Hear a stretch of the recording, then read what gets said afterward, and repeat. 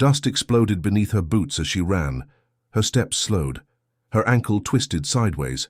She dropped hard, face first into the dry grass. Ella did not scream. She just lay there, choking on wind and grit. Blood soaked through her dress, down, to her boot. Her fingers dug into the dirt, but her leg refused to move. The sun above burned white. All around her the prairie stretched empty. No town, no rider. No mercy. Then a shadow fell over her. A man stood above her, silent, bare chest, bone necklace, braided hair, a Comanche warrior. He held no rifle, no rope, just watched her breathe.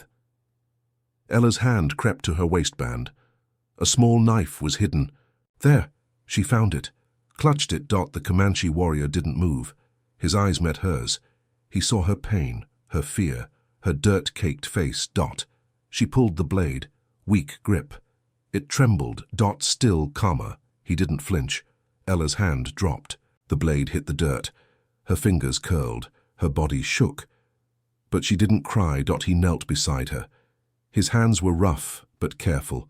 He slid one arm behind her shoulders, one under her knees, lifted her like she weighed nothing. Ella's head lolled back.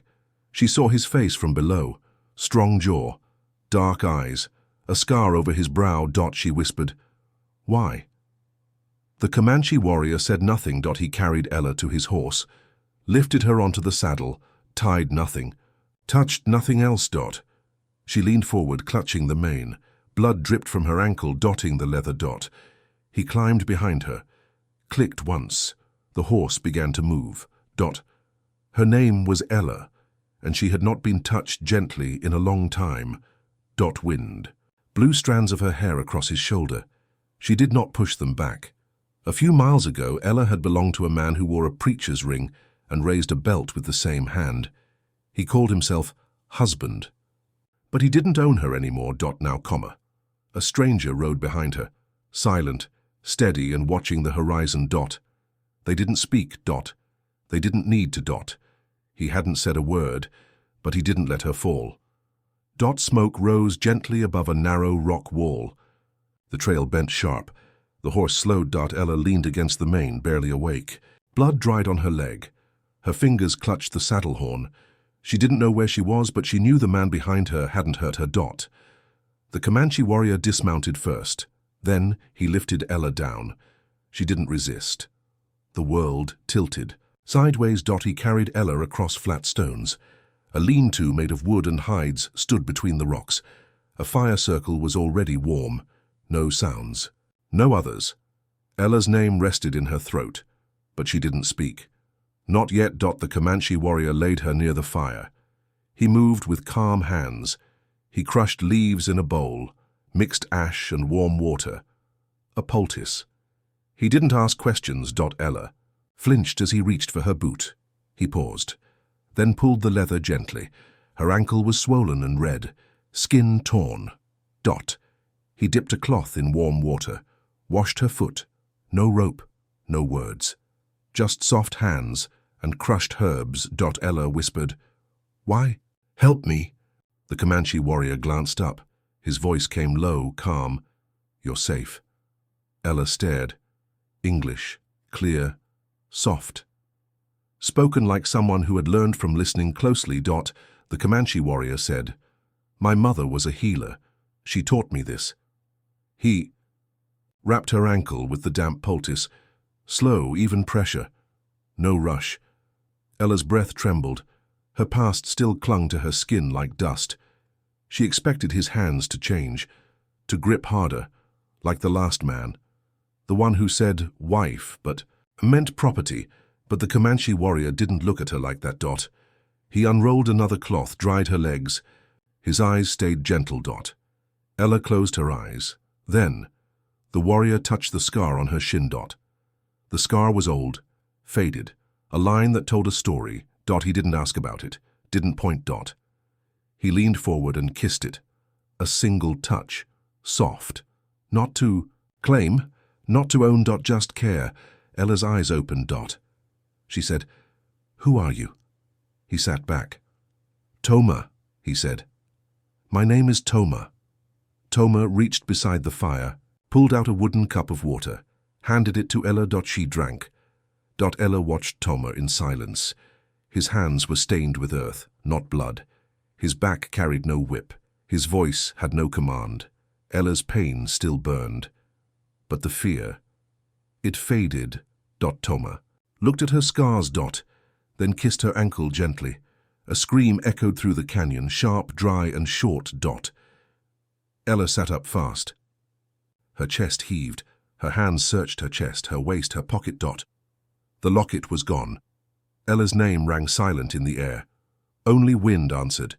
Morning light spilled through the rocks, but nothing felt warm. Ella limped toward the fire circle. Her ankle still burned, wrapped in Toma's poultice. But she didn't care. The proof token was missing.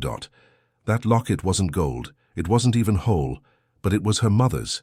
It had stayed with Ella through every hiding place, every escape. Every slap and lie. Now it was gone. Ella saw no one. Just the lean-to, the dying fire, and the horse chewing dry grass. She turned to run. Again. Toma stepped out from behind the rocks. Quiet. Calm. He held something in his hand. Ella froze. Toma held the locket by its chain. The clasp was shiny. Toma said, "It was broken, I cleaned it." Ella snatched it from his hand. She held the locket tight. Her fingers trembled. The back had a carving. A simple flower, half faded from age. Toma pointed to it. "Sky bloom." Ella looked up. "What?" Toma said. "This flower grows near the Comanche rivers, only in spring." Ella had never heard the name. Her mother never told her that. But her mother had said something else. A rule she whispered one night when Ella was still small, hiding beneath a porch. Never trust a man who hides his hands. Ella looked at Toma. Toma unstrapped the knife from his hip, laid it on the flat stone. Then he held out both hands. Open, palms up. Ella stared. No rope. No chains, no lies. Just hands. Toma, the warrior, showed no threat, no anger. Just stillness. The fire popped once behind them. Ella stepped back, then forward again. Her hand still held the locket. It was clean now. The chain untangled. The clasp fixed. Toma didn't speak again. Ella pressed the locket to her chest. The metal was warm from his hand. She didn't thank him, not yet. But she didn't run either. The memory of her mother faded like morning smoke. But the words stayed. And Toma's hands were open, palms up. A sharp cry came from the sky. Hawk. Or warning. Ella dropped the berry into her basket. Beneath the canyon ledge, the day had been still. Dry grass rustled near a creek. Toma moved slow through the brush, silent as always. Ella followed. Her ankle was healing. The wrap held strong. Her hands picked red berries and tucked them into a pouch. Her dress still carried dust, but her breath no longer did. Ella. Her name hadn't been spoken in weeks, but it lived again in her chest. Toma, the warrior, pointed toward a thorn bush. Berries hung low. "These keep well," Toma said. Then the wind changed. Voices. Not soft, not native. Rough. English. Loud. Ella froze. Toma turned his head. Eyes locked on the ridge. Above them, 3 men stood in settler clothes. Dirty coats. Boots with worn leather. Rifles slung low. One man held something red. A torn scarf. Ella's scarf. Ella's breath caught. Her knees weakened. Toma grabbed Ella's arm. "Come," he said, voice flat. Ella followed, fast. Behind them, the men shouted something, but the words blurred in the air. Toma led her between the rocks. The narrow canyon closed in. Sharp walls on both sides. They slipped through a crack no wider than a saddle. Shadows swallowed them. Ella tripped, fell hard. Toma caught her. Above them. Footsteps. Boots. Getting closer. Ella pressed herself to the wall. Her fingers curled around Toma's sleeve. Toma pulled something from around his neck. A small carved feather. Wooden. Painted at the tip. Toma placed the feather in Ella's hand. "Hold this," Toma said. "Don't speak." Ella looked at the feather. It was light. Worn, smooth dot-proof token. Something sacred. Ella's voice started to rise. A panic sound. A scream building dot. Toma shook his head. Slow dot. Her mouth opened, then closed. Dot, no sound. Dot, the boots. Passed just above them. One kicked loose a rock. It tumbled down, bounced near Ella's foot. Dot. She didn't flinch. Dot. Ella pressed the feather to her chest. The carving scratched against her palm. Dot. The man with the scarf stopped. Looked down. Dot. Ella held her breath. Dot. Wind kicked dust across the canyon mouth. Dot. The men turned, boots moved again, louder, then quieter, then gone. Dot. Ella didn't speak. Dot. Toma didn't move. Dot. Time paused in the crack between stone and silence. Dot. If Ella screamed, they'd both die. Dot. Water slapped the riverbank in slow, steady waves. Ella dropped to her knees and cupped both hands. She splashed her face hard. Dot. Cold bit into her cheeks. Dirt and dried sweat rolled down her neck. Dot. Ella pulled up her sleeves. Then her skirt, her skin was raw. Red lines crossed her side. Some faded, some deep. Dot. The river showed her reflection. Her face looked hollow. Her body was thin. Her ribs showed. Dot. Ella scrubbed harder. Ella's name echoed in her head. Not because someone called it, but because the silence dared her to say it out loud. Dot. Behind the tree line, Toma watched from a distance. Dot. Toma, the Comanche warrior, stood still. He didn't hide. He didn't stare. He waited. Dot. Ella looked down again. Her fingers touched an old scar across her thigh. It curved like a hook. Another one split near her ribs. Dot. Memory struck like a whip. A flash of hands, leather. A voice calling. Her useless. Ella tensed. Dot. Toma stepped forward. His boots crushed leaves. Dot. Ella didn't turn around. She didn't cover herself. "I'm not good enough," Ella said. Her voice shook. "Not to be your wife." Toma said nothing. Dot. Ella turned her head slightly. Her shoulders pulled tight. Dot. Toma walked to the edge of the river. He knelt beside Ella. Dot. Still no words. Dot. He placed one hand gently on her side, then leaned in. Dot. Toma kissed the scar just below her ribs. Ella didn't move. Dot. Toma kissed another, near her shoulder. Then one more, just above her knee. Dot. Each kiss was soft, light, no force, no claim. Ella's eyes filled with tears. Dot. Toma looked at her, not with pity, not with hunger. Dot. Just care. Dot. Ella opened her mouth, but no sound came. Dot. Toma dipped his hand in the river, washed her fingers, pressed her palm flat against his. Dot. Their hands stayed like that. Dot. The proof token, the carved feather, was tied to Ella's wrist now. It moved with the breeze. Dot. Ella looked down at it, then back at Toma. Dot. She didn't say, "Thank you." She didn't need to. Dot. Her body still carried every wound. Dot. But now someone saw them without turning away. Dot. Her breath shook, but she didn't pull away. Dot. The fire cracked low in the pit. Sparks drifted upward into the night. A buffalo hide blanket lay folded beside Toma's feet. Dot. Toma handed the blanket to Ella without speaking. His hands were careful. His eyes stayed soft. Dot. Ella took the blanket and wrapped it around her shoulders. The fur held the warmth of fire, and of him. Dot. The stars above blinked between tall canyon walls.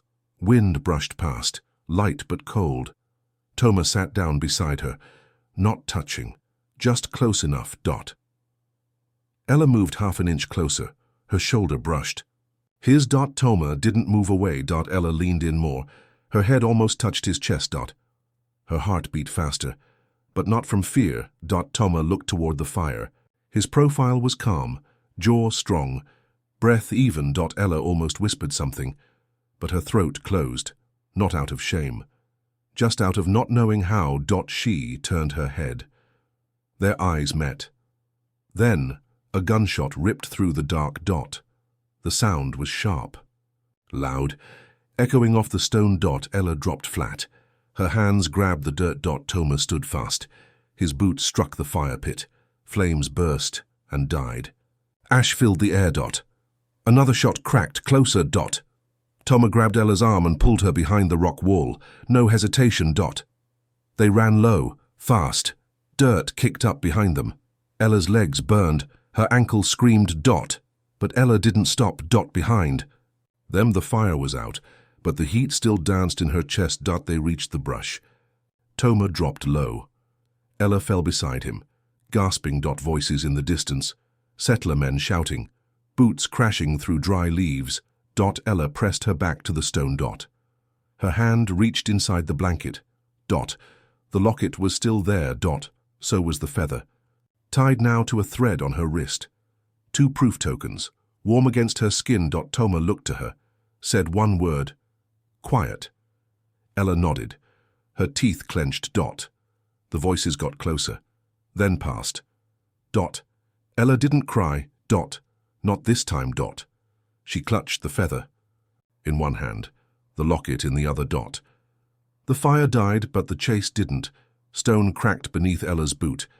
Dust crumbled down the canyon face. Dot. Toma reached back, his hand open. Climb, he said. His voice was low, firm. Dot. Ella took his hand, her fingers locked with his. The cliffside stretched above them, rough, steep, and dry. Dot.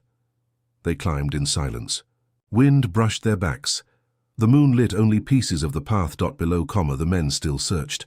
Their voices echoed like warning shots through the canyon. Dot. Ella pressed her boot into a notch, reached up with her left hand, gripped the rock. Dot. Her foot slipped. Dot. She dropped half a body length before slamming into the wall. Ella's right hand slid hard across sharp stone. Her palm tore open. Dot. Blood smeared the rocks. Dot. She didn't scream. Dot. Toma looked down, his eyes locked on the red streak. Stop, Toma said. Dot. Ella grabbed the wall with her good hand. Her knees shook. Blood dripped from her wrist. Dot. Dot. Dot. Dot. Toma climbed down 1 step fast. He caught Ella's waist, held her still. Dot. Ella bit her lip. Dot. Toma pulled her up and pressed her against a flat ledge. Safe, for the moment. Dot. He looked at the wound. Blood ran down her arm. Dot. Toma cursed in Comanche. Dot. They both knew what blood meant. A trail, a mark for the men to follow. Dot. Toma tore a strip from his shirt, tied it tight, but the bleeding didn't stop. Dot. He scanned the ground, found a burned stick from an old fire circle nearby. The end glowed faint red. Dot. Toma didn't wait. Dot. He held the ember in the flame of his flint, blasted it alive. Dot. Ella watched, her breath short, her chest rising fast. Dot. She knew what was coming. Dot. Toma grabbed her wrist, locked her arm. Dot. He met her eyes once, then pressed the ember to the open cut. Dot. Ella screamed. Dot. The sound ripped through the canyon, echoed high and far. Dot. She kicked once, her back arched. Toma held her tighter. Dot. The skin sizzled, the blood stopped. Ella's scream faded, her eyes blurred. Her body shook. Dot. But the wound closed. Dot. Toma dropped the ember. Dot. Ella sagged against the rock wall. Her head fell forward. Dot. Toma stayed close, his arms still around her. Dot. No one came. Dot. No voice called back. Dot. No shot followed. Dot. Just the sound of her breathing. And the heat still smoking from her skin. Dot. Ella leaned her head on Toma's shoulder.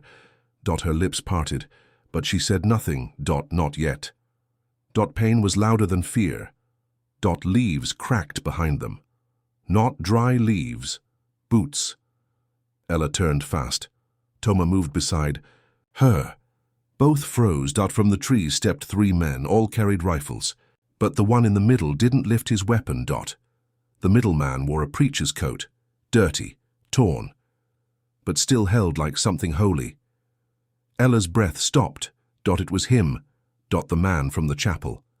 The man who once called her wife. His name was Caleb Jones, but he'd always made Ella call him husband. Toma's hand dropped toward his knife. Dot. Caleb smiled. Well, look at you, Caleb said. You stink like horses and savages. Ella didn't speak. Dot. Caleb stepped closer. The other 2 men stayed behind, silent, watching. Caleb's eyes scanned Ella's arms, her face, her side. You think hiding those scars makes you clean? Caleb spat. You were trash before, now you're just marked trash. Ella reached back. Her fingers touched her belt. Dot. Toma moved half a step forward. Dot. Caleb pointed. You belong to me. Toma's blade was halfway drawn. Dot. But Ella stepped forward. First, Ella's hand wrapped around the bone-handled knife tied at her waist, the same blade she had once dropped in the dirt near Toma. Ella held it high. "You don't speak to me anymore," Ella said. Caleb laughed. "Oh, now you got a voice." Ella stepped again, 1 more inch between her and Toma. The locket bounced against her chest. The feather at her wrist fluttered in the wind. Caleb's voice twisted. "You think this red skin loves you? You think he'll take your broken body and call it—" Ella moved fast. She slashed upward. Across Caleb's coat. The fabric split, a clean line, just below the ribs. Blood bloomed through the white shirt underneath. Caleb stumbled backward. His eyes went wide. He touched the blood, looked at his hand. "You—" he started. Ella stepped again. "You don't get to finish that sentence." Toma hadn't moved. Caleb stared at her, shocked, but still breathing. Then he ran. Pushed past the other 2 men, into the trees. Neither of the others followed. They lowered their rifles. Ella stood still, knife still raised. Wind moved between her and Toma. Toma looked at her, eyes steady, respectful. Ella dropped the knife. It hit the ground with a soft thud. Her hand shook. Toma stepped beside her, said nothing. Ella looked down at her arms. The scars were still there. But now they weren't hidden. This time, her scars weren't shame. They were her armor. Ash still floated in the sky. The fire had gone out hours ago, but smoke clung to the rocks like memory. Toma sat with his back against the canyon wall. Ella sat nearby, legs pulled to her chest, a blanket around her shoulders. Neither had spoken since the fight. The locket pressed against Ella's collarbone. The feather was still tied to her wrist, its edge stained faint with dust. Toma reached into a pouch at his side, pulled out something small, wrapped in hide. He walked over and sat beside Ella. "From my father," Toma said. Ella looked down. Toma opened the wrap. Inside was a bracelet made of carved bone and hand-twisted thread. The beads were smooth, round, and placed in a simple pattern: blue, white, gold, blue, white, gold. Toma held it out. Ella didn't reach for it. "What is it?" Ella asked. Toma looked at the sky. "He gave it to my mother when they built their fire together. It means loyalty, promise." Ella hesitated. Her fingers moved toward the bracelet, then stopped. Toma didn't press. Ella reached slowly, took it.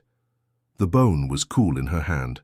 Then Ella flipped her locket open. Inside, the old carving. A flower. Her mother had etched it with a small nail. Crude, simple. 5 petals. 3 dots beneath it. The dots weren't random. They were a pattern. Blue, white, gold. Ella blinked. Her thumb ran over the locket, then the bracelet. The colors matched. Exactly. She looked at Toma. "How?" Toma said nothing. He just watched her. Ella clutched the locket in one hand, the bracelet in the other. "Maybe," she whispered. "Maybe my mother knew." She didn't say what she meant, but Toma nodded like he understood. Ella slipped the bracelet onto her wrist. It fit snug. It pressed against the feather string. 2 proof tokens, side by side. They sat in silence. The stars faded behind the clouds. Light crept over the canyon wall. The first sunbeam touched Ella's boots. Toma pointed at the horizon. "Look." A small flower had pushed through the dirt near the fire pit. Pale blue petals. White center. Ella didn't know its name. Toma smiled. Sky bloom. Ella stared at the flower, the bracelet, the locket, all connected. Somehow. Her voice dropped. "Maybe this land remembers what people forget." Toma leaned back. "Maybe the land never forgets." They sat shoulder to shoulder, watching the sun rise. Ella didn't cry. She didn't speak again. She just watched the light reach the rocks. Maybe her mother had known. Maybe the land knew before she did. Water roared beside them. A wide cliff dropped into a pool of blue below. Mist rose in soft clouds, curling through the trees. Ella stood on the flat stone shelf near the edge, her ankle still stiff, wrapped, tight with Toma's cloth, but she could walk. Slowly Toma worked with a small hatchet near a fallen tree. He split the wood clean, carving smooth arcs from the trunk. Every motion was steady. Patient Dot. Behind them, a new shelter took shape. Fresh brush, tied canvas, low fire ring. This place felt untouched. The land had not seen boots. It had only seen birds. Toma picked up a curved piece of wood. He checked the shape, then handed it to Ella. Ella took it with both hands, sat beside a bowl of crushed ochre, dipped her fingers in the red earth. She smeared color along the curve. Careful strokes. Each one straight. Toma built the base of the cradle with rawhide straps and small pegs. No nails, no harsh metal, just wood, leather, and care. Ella asked softly, "Did you build one like this before?" Toma shook his head. "No." Ella smiled. "Then how do you know how?" Toma didn't answer. He kept shaping the wood. By sundown, the cradle sat upright, strong, curved like a boat, painted in ochre and dark brown. A hawk cried from the cliff. Wind lifted the edge of the blanket near Ella's legs. She watched the cradle. Her hand rested on her knee. Then she spoke, almost too low for the wind to hear. "Will you stay?" Ella asked. "Even if I limp forever?" Toma looked up. He stood, walked to her and knelt. Without a word, Toma slid one arm under her knees, one under her back, lifted her with ease. Ella's breath caught. Toma looked into her eyes and said, "You walk just fine in my arms." Ella laughed. A real laugh. Then the tears came. She buried her face in his shoulder. Toma carried her to the edge, where the sun lit the cradle. He set her down beside it. They sat together, shoulder to shoulder. The feather still hung from her wrist. The bracelet beside it. The locket tucked under her collar. 3 proof tokens, 3 chapters of one story. Ella touched her leg. The skin had healed, but not smooth. The scars stayed. Still, she didn't pull her dress down. She didn't hide. She watched the wind move through the trees. The cradle rocked gently in the breeze. A pair of birds landed near the water. Toma placed his hand over hers. They didn't speak again that night. The moon rose full. Her scars weren't gone, but they weren't alone. Morning light spilled across the cliff. The wind moved slow through the trees, soft as breath. Ella sat beside the cradle. Her hands worked in silence. Her fingers moved with care, not fear. She took the locket from around her neck, opened it one last time. The carving inside still held its shape. A memory etched in metal. Next, she untied the feather from her wrist. The red paint at its tip had faded, but the meaning hadn't. Last, she slid off the beaded bracelet. Blue, white, gold. 3 tokens. 3 pieces of who she'd been and who she was now. Ella tied them all together with a strip of hide, then knotted them to the cradle's post. They hung in the wind. The feather swayed first, then the locket turned. Then the beads knocked gently together. Toma stood behind her, arms crossed. He didn't speak. He held something wrapped in cloth. Ella stood. Her hand brushed her belly, round now, small but steady. Toma stepped forward and unwrapped the object. The knife. The same one Ella had held in fear. The same blade she had once drawn on the man who claimed to own her. Toma offered it to her, handle first. Ella took it. Toma picked up a small shovel and walked to the edge of the clearing. The earth there was soft, dark, ready. Together, they dug. No words. No prayers. Just the sound of moving dirt and the wind between them. Ella placed the knife inside the hole. Toma covered it. Packed the dirt with his palm, then stepped back. They waited. The breeze shifted, then something pushed up through the earth, a stem, a bud, then petals, a blue flower, small, strong, wild. Sky bloom. Ella smiled. "It's the third one," she said. "The others were signs. This one's a promise." Toma said nothing, just nodded once. They walked back to the cradle. Dot, the proof tokens swayed in the breeze. The feather dipped low, then lifted. Dot. The cradle rocked slightly. Empty still. But, ready. Ella placed her hand on the cradle rail, then on her belly. She looked up at Toma, her voice quiet. We're not running anymore. Toma stepped beside her. Wind shook the cradle, but it didn't fall. Water moved slow beneath the morning light. The same river, the same bend in the rocks. But not the same girl. Ella stepped through the grass alone. Her boots brushed dew from the tall blades. The wind carried no fear, only memory. The cliffside above still held the echo of her fall. The stone that once tore her hand had grown moss around its edge. Ella knelt near the bank. The surface shimmered. Clear. Still. She rolled up her sleeves. Scars lined her arms. Some faded to silver, some raised like ridges. Ella didn't hide them. She leaned over the water and looked. Her face stared back. Stronger, sharper, her jaw no longer soft from silence. Her eyes no longer empty. The locket rested at her throat, the feather still tied to her braid. The beaded bracelet now looped twice around her wrist. All three proof tokens moved with the wind, as if breathing. Ella placed her hand on her belly. The child had already kicked this morning. She smiled, just barely, and whispered to the river, I'm enough. The reflection stayed still. Then, another shadow appeared behind her. Ella blinked. A second figure stood just behind her reflection.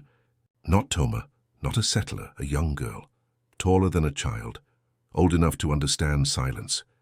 Too young to carry bitterness. The girl knelt beside Ella.